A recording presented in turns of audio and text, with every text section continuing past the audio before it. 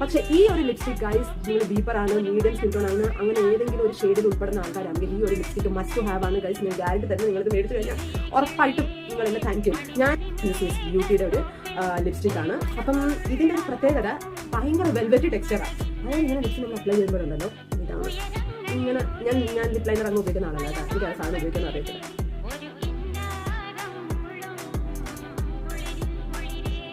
നിങ്ങൾ എത്രത്തോളം ഡീപ്പറായിട്ട് അപ്ലൈ ചെയ്യുക അത്രത്തോളം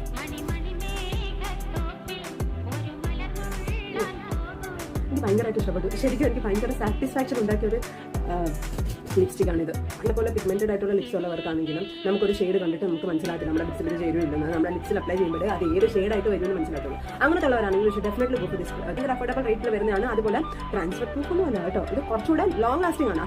so do not forget to comment link for this lipstick.